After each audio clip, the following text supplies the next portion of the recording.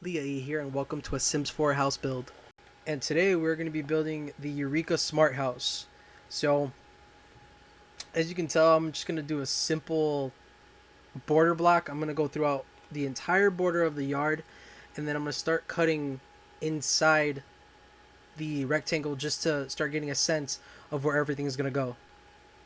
I like to put in some furniture sometimes just to get a scaling down. The scaling from how big, the furniture is to the actual house. Because if this was one room and I just put one piece of furniture in, you could already tell that the furniture is going to look so small compared to the actual room. So I like to put in a couple things just to see how everything's going to fit towards the end. So the house is going to be divided up into about 3 rooms. It's going to have the living room, the dining room, and the kitchen. I like to separate the dining room and the living room with some windows, because in the actual show they have sliding windows, but unfortunately I can't do that in The Sims 4 just yet. So this is what I've been doing just to make do. The little area that I'm working on now is going to be the center staircase, which kind of divides the house in half, and on either side of that staircase is going to be 2 walkways or hallways. On the left side is going to be the dining room, and on the right side of that staircase is going to be the bathroom, the foyer, and the right side of the kitchen. I go ahead and start to drop in some pillars, because in the show they have a little bit of a lift right where the stairs are. Unfortunately, I can't replicate that without completely changing the entire home, so I just decided to put about 3 pillars and then a fence right in between them to give it that look that the show has. So I can see here that the living room's already too big. So I start to just bring in the walls and then put in or move the furniture a little bit easier, so your characters will have some easier rooms to like walk around in. As I start to work on the dining room, I throw a table in there also just to get a sense of the sizing of everything. That wall that I just placed is going to be dividing the dining room and the kitchen. I'll also be putting some windows there. So those 2 walls that I just added, that's going to be one of the walkways right into the kitchen, and on the right hand side of that is going to be the bathroom.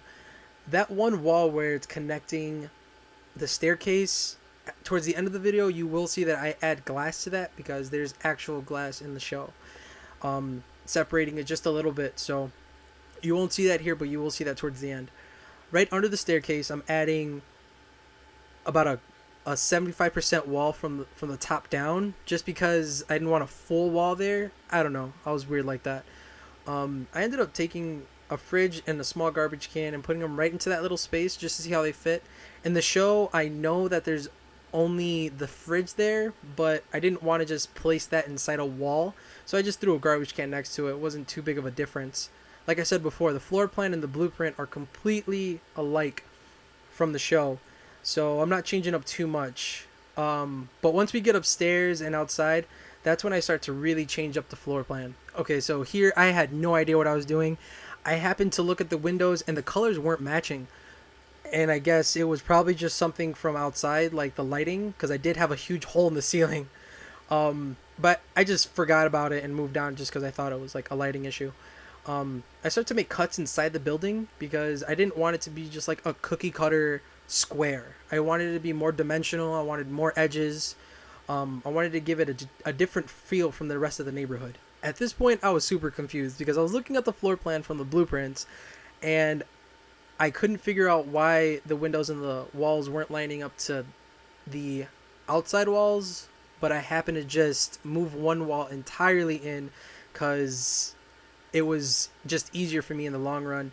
I just ended up cutting it in half because outside like I said before, I just wanted to look different. So on the right hand side is going to be only 2 windows, and on the left hand side is going to be 2 windows and a quarter window.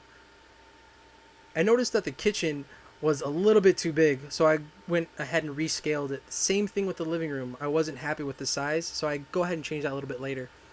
I start to cut up the front of the house to the foyer to where I'm going to eventually add in a half wall to where it kind of divides those 2 rooms.